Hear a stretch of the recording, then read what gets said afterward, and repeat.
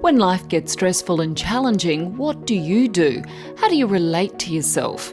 As parents, we're often our own worst critic, but being judgmental to ourselves only adds to our stress.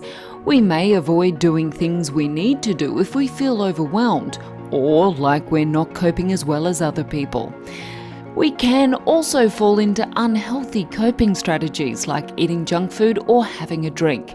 And we might be more likely to snap and take our frustrations out on others. So how can we take care of ourselves and make sure this doesn't happen? Today, parenting and family psychology expert and founder of the Triple P Positive Parenting Program, Professor Matt Sanders, talks with clinical psychologist and compassion researcher Dr. James Kirby about some helpful parenting tips for being mindful and compassionate during these challenging times to help you be calm, consistent and available for your child.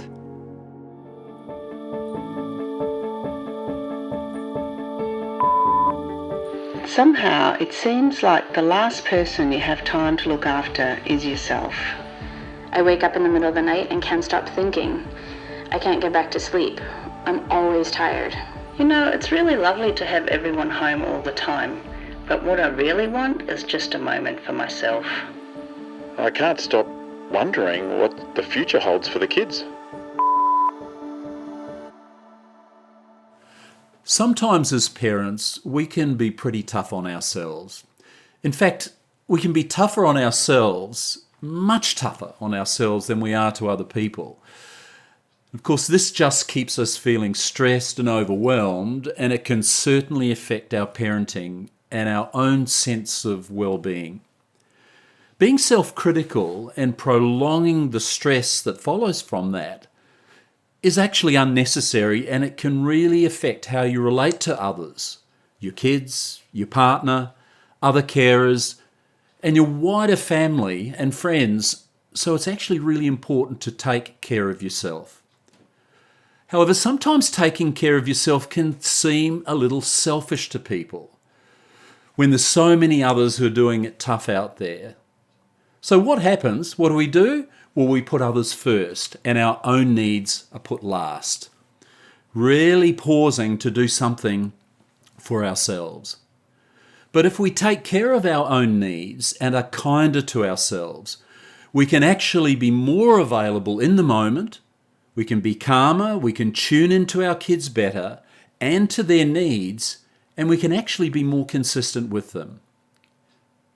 James, you've been working for years now in the field of compassion-focused therapy and helping parents use mindfulness to manage the challenges of parenting. I wonder if you could tell us a little about what mindfulness is and why it's so important right now for parents.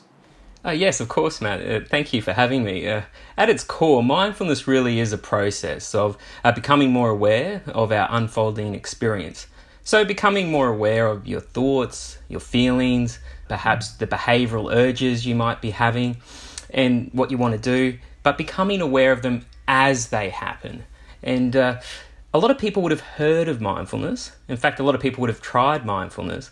And what's usually involved in the practice is it can sound quite simple, but it can be quite tricky to do. It can be quite complicated. But typically what's involved is you will slow down, connect to your breath as an anchor point.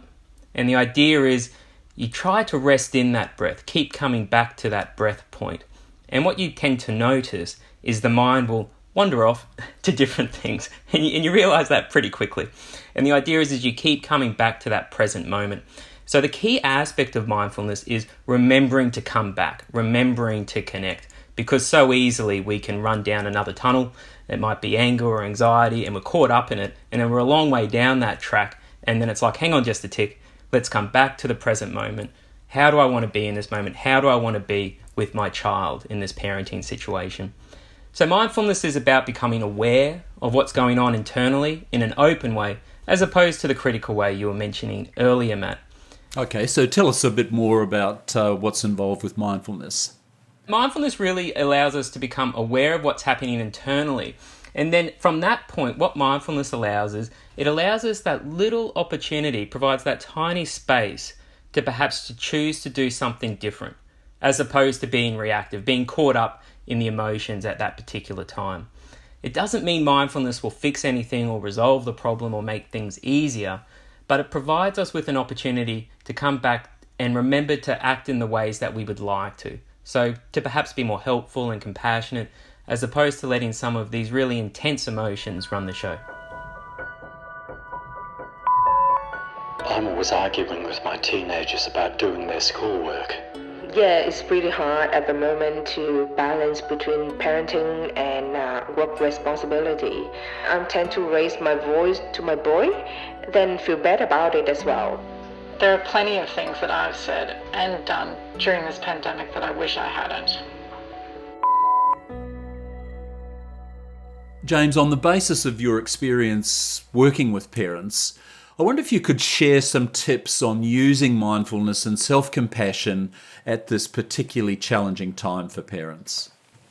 Yeah, many might want to do mindfulness because it's relaxing. And although relaxing it's important, it's not quite the same thing.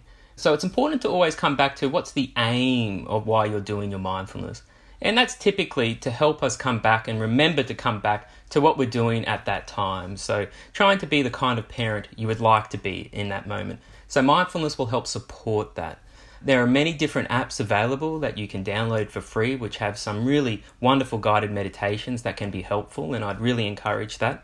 And although mindfulness can help us become aware of what's happening, the key is to then choose where you want to go next. And that's where the compassion part can be really helpful. The compassion part recognizes that it isn't our fault for getting angry, anxious, and so on. These emotions that we experience as parents, particularly during this pandemic, are typical, common. We're all experiencing it. We're not alone here. But the compassion part is about connecting back to your intention of how can I be helpful rather than hurtful or harmful to both myself and the kids. Yeah, these are really important insights, aren't they? Because unless people are tuned into what it is their valued outcome is, what they're seeking to accomplish, it wouldn't have the same kind of benefit, would it? Do you think, James? Very much so. I mean, it's very easy to get caught up and then start to do things that we regret. And then we just start to ruminate on that regret. Oh, why'd you do that for? Oh, God, come on, keep it together. The idea of mindfulness, it can catch that loop and it can disrupt that loop. And so it can go, okay, that wasn't great. Let's come back now, because now I've got another chance to have another positive interaction with my child or my partner and reconnect again. I feel overwhelmed at times. I find it so hard to believe that this pandemic is a reality. I just don't know if I've been handling the situation very well.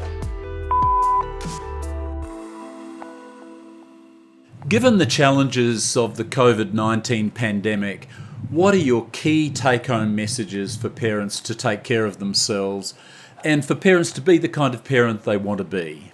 During the pandemic, I think it's important for all of us to remember it's not our fault for experiencing these very difficult, intense emotions in what are draining situations. However, by slowing down, engaging in mindfulness, and becoming more aware of these moments, we can start to take responsibility for what we decide to do next and how we manage the situation. So remembering to connect to our compassion and intention of how it can be helpful in the moment as opposed to causing more distress is really important. And you might even like to think to yourself, you know what, if this was my close friend struggling, what would I offer them? What would I say to them? And then see if you can direct that same message to yourself. And of course, if things are very difficult, I would definitely consider seeking further help from a professional.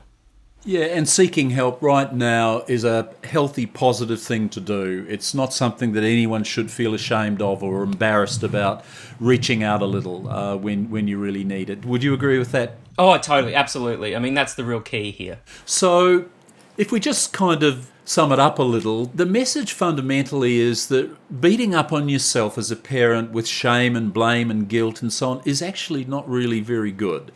It leads us as parents to feel overwhelmed, defeated, and kind of out of control in a parenting situation where we need to be much more attuned to what's going on. No wonder some parents are feeling anxious and depressed about their situations.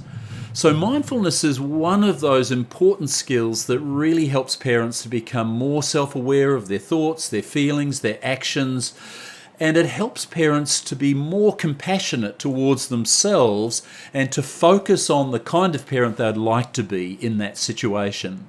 So being aware in the moment of your thoughts, feelings, and how your body is reacting is a necessary part of then dealing constructively with the challenge that you're confronting in the moment, dealing with your children, particularly if you're starting to feel overwhelmed or under stress. That's all for this episode of Parenting in a Pandemic. Here are your tips for the week. Tip number 1, being critical of ourselves only makes us feel worse and can have a negative impact on our well-being, our relationships, and our parenting. Tip number 2, practicing mindfulness helps us become more aware of what is going on in the moment, our thoughts, feelings, and emotions, in an open way, not a critical way. Tip number 3, with that awareness in mind, we can consciously choose what to do next rather than reacting in an automatic way. Tip number 4, so we're basically being helpful, not hurtful, to others and ourselves, and choosing to act in a way that's in keeping with our values and intentions. Thanks for listening to Parenting in a Pandemic. If you're enjoying this podcast, make sure you like and subscribe wherever you get your podcasts. And don't forget to leave a review, it'll help others to find this series too. You can find free COVID-19 Parenting in a Pandemic resources in the episode show notes to help you on this journey.